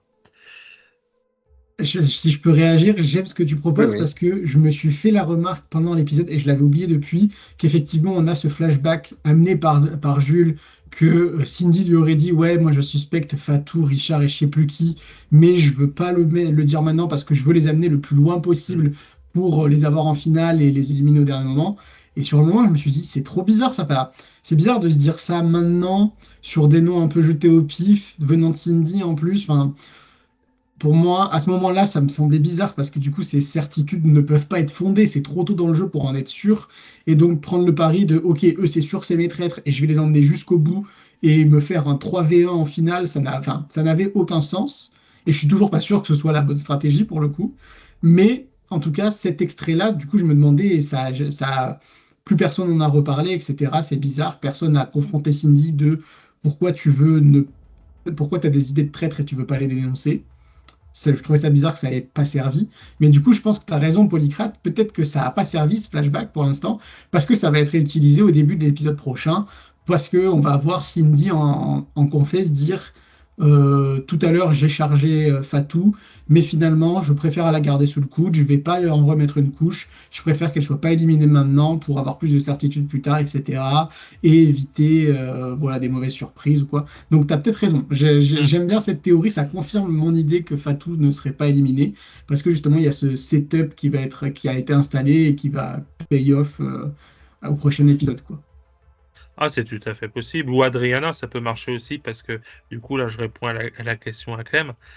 Moi, Adriana, alors certes, on sait qu'elle va être accusée à la prochaine table ronde, mais moi, c'est une candidate que je vois pas du tout éliminée rapidement. C'est le genre de personnes qui sont accusées, mais tu sais pas comment, il y a toujours des pirouettes. Et ça, là, jusqu'à la table finale pour moi, à la table ronde finale. Et d'ailleurs, aussi, j'ai remarqué que Adriana est souvent citée, tout de même, et elle n'a jamais été accusée, pour l'instant, sur une table ronde. Donc là, ça va être le cas, mais pour moi, elle va s'en sortir.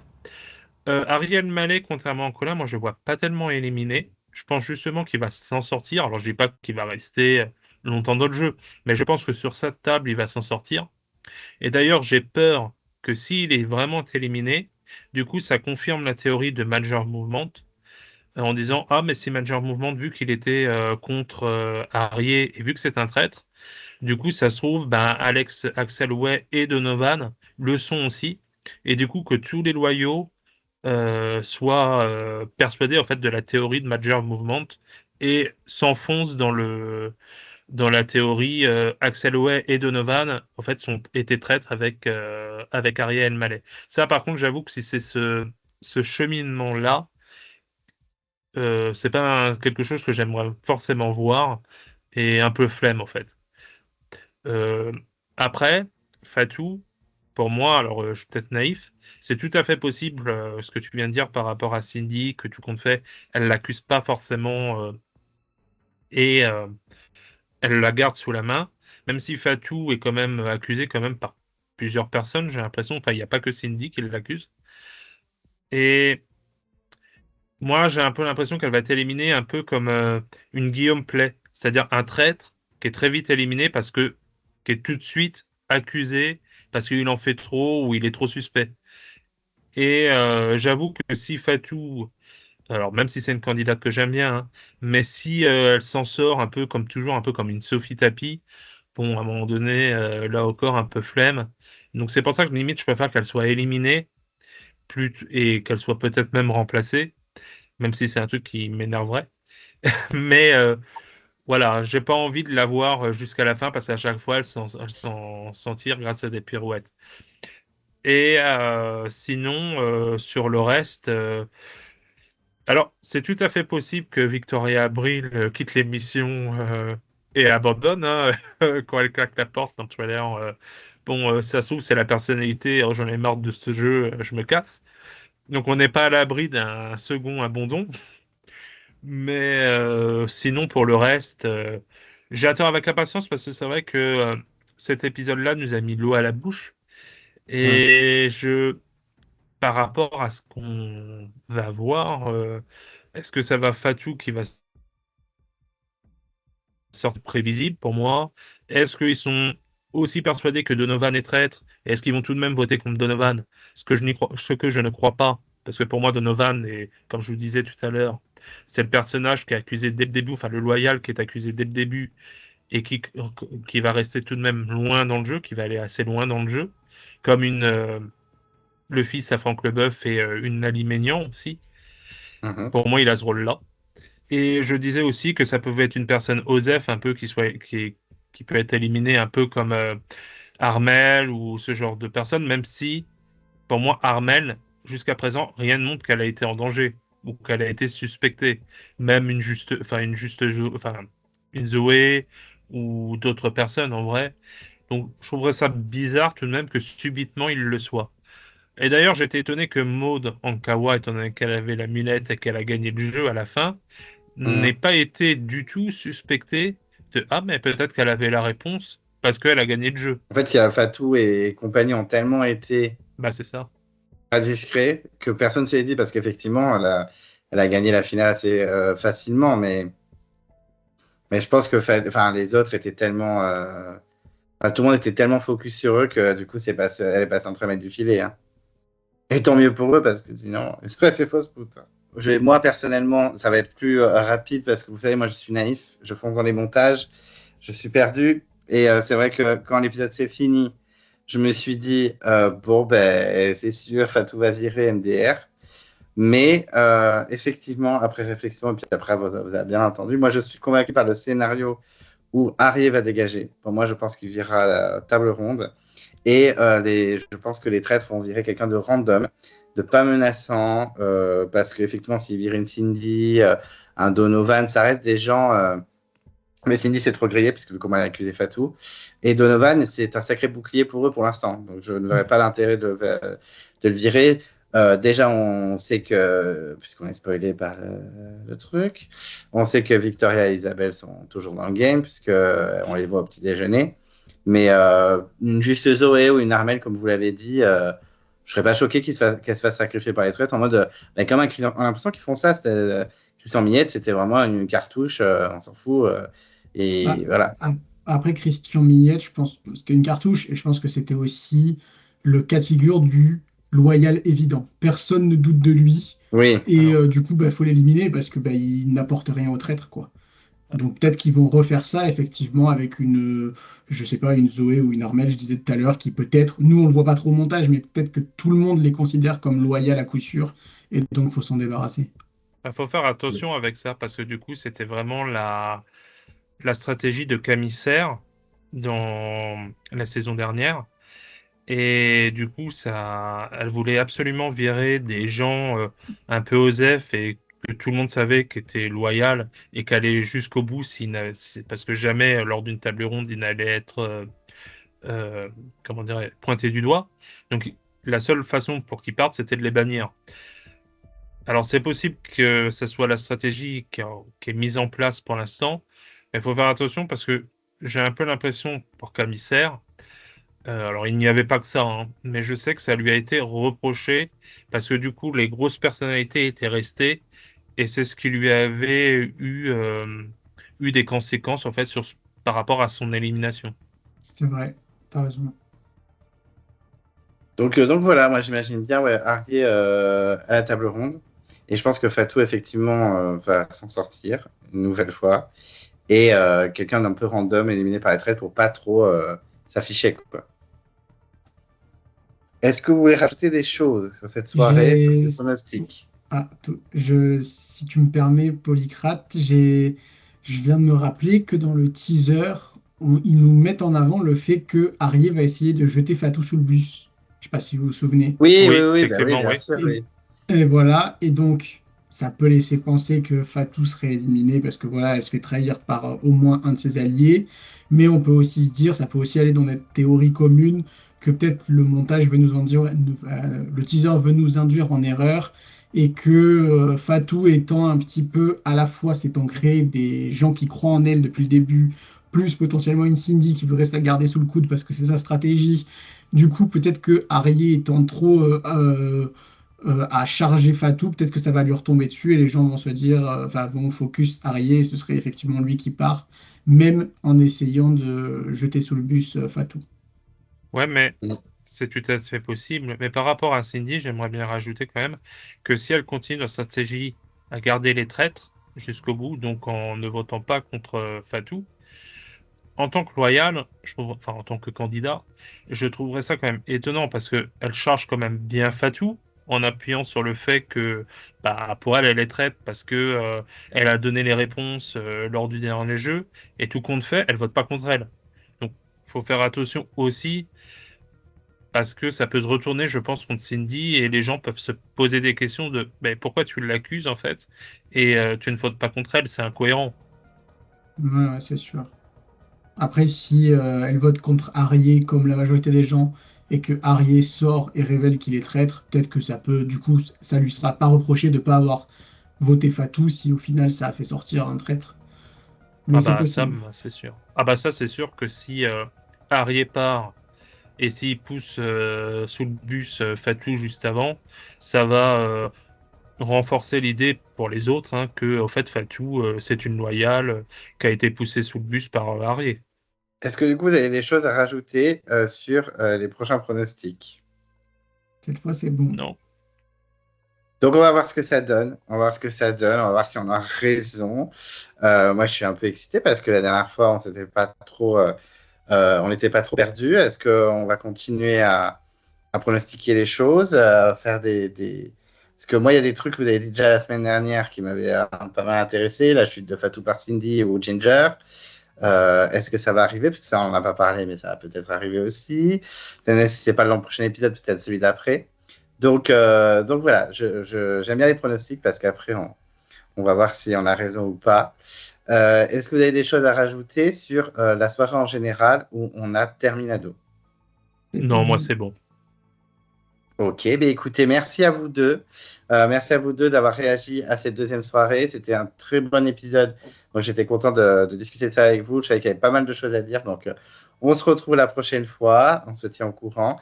En tout cas, merci d'avoir été avec moi ce soir. Et puis voilà, maintenant on attend la suite. On va voir ce que ça donne. Bah merci à toi, Yep. c'était toujours sympa. Ouais, merci. Avec Moi grand c'est toujours plaisir. sympa. Un plaisir de faire ça chaque semaine. À Salut! très Même s'il vite. y a Merci quelqu'un à qui est pas vous. venu. Salut. Salut.